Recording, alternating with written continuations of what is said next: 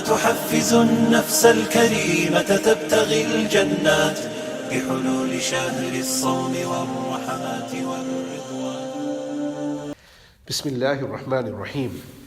Continuing with Juz 11 of the Quran Kareem. Juz 11 starts off with a continuation of the surah prior to it, which is Surah Tawbah. And much of Surah Tawbah is devoted to the comparison between the righteous believers, the Sahaba radiallahu anhum, and the Munafiqun, the hypocrites of Madinatul Munawwara. And by this time in Islamic history, the hypocrites from the Bedouin Arab tribes which were living in the vicinity of Madinatul Munawwara. Allah subhanahu wa ta'ala goes on to describe the believers, the Sahaba radiallahu anhum, والسابقون الأولون من المهاجرين والأنصار والذين اتبعوهم بإحسان.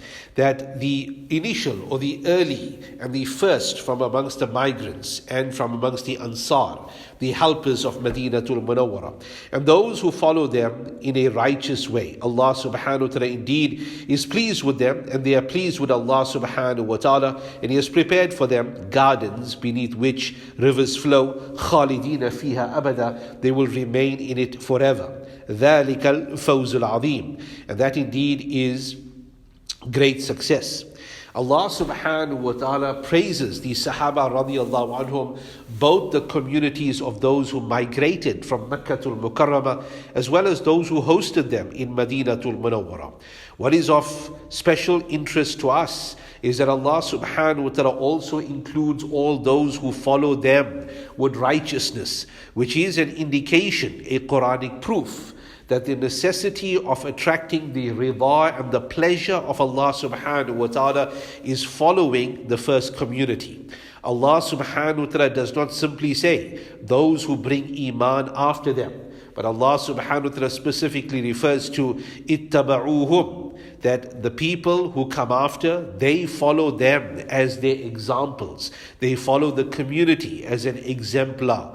And bi ihsan, in such a way that they are righteous, they are sincere. Allah subhanahu wa ta'ala is happy with them. Included in the happiness of Allah subhanahu wa ta'ala and His perpetual rida are those who follow the initial community of the Muhajirun and the Ansar, and that is in reference to the rest of the Ahlus Sunnah wal Jama'ah that's expected to follow the pathway set by the Sahaba radiallahu anhum as the first generation of Muslims. Allah subhanahu wa ta'ala then speaks of the Munafiqun, the different categories of Munafiqun, the different groupings amongst them, wherein He says, وَمِمَّنْ حَوْلَكُمْ مِنَ الْأَعْرَابِ مُنَافِقُونَ, and from those who are around you from the Bedouins, they are hypocrites. And this was an external community to the hypocrites that were already living in Madinatul Munawwara. Allah subhanahu wa ta'ala makes special mention of a plot, a plan of the munafiqeen, wherein Allah subhanahu wa ta'ala now speaks of the munafiqeen and them constructing a structure which they would refer to as a masjid. This masjid historically known and also known in the Quran as Musjid Dhirar. وَالَّذِينَ اتَّخَذُوا مَسْجِدًا ضِرَارًا وَكُفْرًا. And whilst Dhirar means one of destruction and one of harm, it has become synonymously known as Musjid Dhirar. The Sahaba radiallahu anhum residing in Quba, the area wherein this masjid here was now constructed, were unaware of the intentions of the Munafiqun. The whole community was unaware. What they did, the hypocrites of Madinatul Munawwara, faking and feigning Islam, built a structure which they claimed to be a masjid. And actually it was intended that it be a center point and a center place for their meeting, in order that they may plot and plan the destruction of Islam. According to some narrations, they even started an initial cache of weapons, etc. in the masjid. In order to complete their ruse or their cover-up, they invited Rasulullah sallallahu alaihi wasallam to perform 2 rakat salah in this masjid, so that it will receive the blessing of the community and they may continue with their sinister plots undetected. Allah subhanahu wa ta'ala informs Rasulullah sallallahu alaihi wasallam of the mischief of this particular structure. and it's not intended as a masjid, but rather it is intended, why? تَفْرِيقًا بَيْنَ الْمُؤْمِنِينَ, to cause harm, destruction and division amongst the believers, and it is there, the intention is to put Islam back and to end the flame and the nur and light of Islam in Medina. This structure here was eventually burnt by the Sahaba radiallahu anhum, and the plot of the disbelievers, the munafiqun, uncovered. Allah subhanahu wa ta'ala says, لا تقم فيه أبدا, don't ever stand in it. Rather, لَمَسْجِدٌ أُسِّسَ عَلَى التَّقْوَى مِنْ أَوَّلِ يَوْمٍ, the masjid that has been built upon taqwa from the first day. It is more rightful that you stand in it. Now, the mufassirin, the commentators of the Quran, regarding this masjid here that has been built on taqwa, many of them are inclined to say that this is actually Masjid Nabi, sallallahu alaihi wasallam. However, where Allah subhanahu wa ta'ala uses a description, فِيهِ رِجَالُ يُحِبُّونَ أَن يَتَطَهَّرُوا, some commentators of the Quran have mentioned that no, this is actually Masjid Quba, which, as we know from a historical point of view, was the first structure built in the vicinity of Medina for the sake of deen, initially built to house Rasulullah sallallahu alaihi wasallam, but during his time as well converted to a masjid and a place of gathering and salah. And one unique feature that was synonymous with the people of Quba was that at the time of Tahara, that they would not only use water, but they would use stones, clay stones, which is a method and a form of istinja, which has been discussed greatly in Deen as well. So rather a double method of purification. Hence the reference, Rijalu yuhibbun, that men who love that they be made clean, is, according to some scholars, a subtle reference to the people of Quba, by way of their habits and by way of the fact that this in fact was the first structure, the first masjid built at that point in time. Nonetheless, these masajid, or these two masjids, Masjid Nabawi and Masjid Quba, had been given the approval by Rasulullah sallallahu alaihi wasallam and by Deen and by the Quran, as that they are the actual houses of Allah subhanahu wa ta'ala, which you should perform salah in.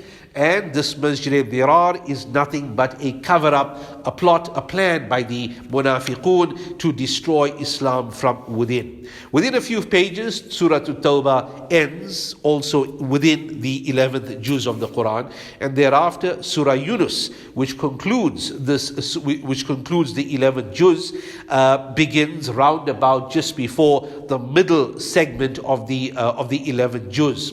In Surah Yunus, Allah subhanahu wa ta'ala makes mention to the heavenly bodies. هو الذي جعل الشمس ضياء والقمر نورا, that He is the one who created the sun as a means of light and the moon as also a means of giving subtle light, nura. And then Allah subhanahu wa ta'ala also says وَقَدَّرَهُ مَنَازِلَ, that we created various stages referring to the waxing and the waning of the moon, لِتَعْلَمُوا عَدَدَ السِّنِينَ وَالْحِسَابِ, so that you may know through the medium of the passage of time the number of years and calculations. Now this is in reference to the Islamic methodology of using the lunar method to calculate years and months, which Allah subhanahu wa ta'ala prescribes in the Quran Kareem, and which should continue to be the hallmark and the feature of Islam and Muslims. It's not impermissible to use the Gregorian or whatever calendar one resides in. However, it is a mark, or what is referred to as a sha'ira of Islam, that the Islamic Muslim lunar calendar, which is observed at the sighting of the month and which we are well familiar with, should continue to be remained, or needs to be remained and preserved. In fact, it would have to be remained in order to know the beginning of Ramadan, the calculations of zakat.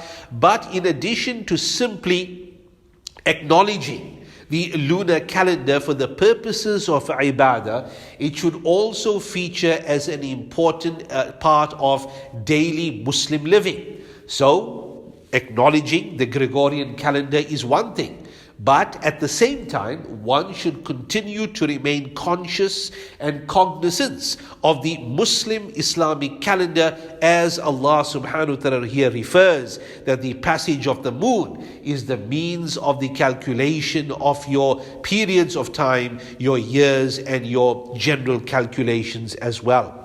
Towards the end of the surah, Allah subhanahu wa ta'ala discusses the fate of Pharaoh, of Pharaoh, wherein Allah subhanahu wa ta'ala says that once we made the Bani Israel cross the sea, in reference to the saving of the people of Musa alayhi salatu wasalam, فَأَتْبَعَهُمْ فِرْعَوْنَ Pharaoh followed them, his army followed them. Their intent was enmity, their intent was the destruction of the Bani Israel. Allah subhanahu wa ta'ala says, until drowning overwhelmed Pharaoh. And at this point in time, what did he say? آمنت أنه لا إله إلا الذي آمنت به بنو إسرائيل, that I bring iman, that there is no deity except Allah, except the deity except the Allah that the Banu Israel have brought iman in. وأنا من المسلمين, and I am from amongst the Muslims. Now who's saying this? Pharaoh is saying this. But Allah subhanahu wa ta'ala responds, Al-an, now this is not the time for the acceptance of your iman in Islam. Hence, we understand from here a very important principle, that tawbah of a person and iman of a person will not be accepted when he starts to see the realm of the hereafter, in other words, at the time of the pangs of death, the initiation of maut. Pharaoh found himself at that particular stage wherein the formerly unseen, or the maghibat, those things of the unseen, the angels coming to take the arwah, the realm of the hereafter now becoming evident and visible. He was in that stage that this now became visible to him. Hence, iman no longer accepted. Allah subhanahu wa ta'ala also says, فَالْيَوْمِ, today, نُنَجِّيكَ بِبَدَنِكَ, that we will save you with your body, so that you may become for those who are behind you a sign, as we would call and refer to as an example. Now what is meant by this? Some say very clearly that Allah subhanahu wa ta'ala will save the body of Pharaoh via the process of mummification that the Egyptians were synonymous with.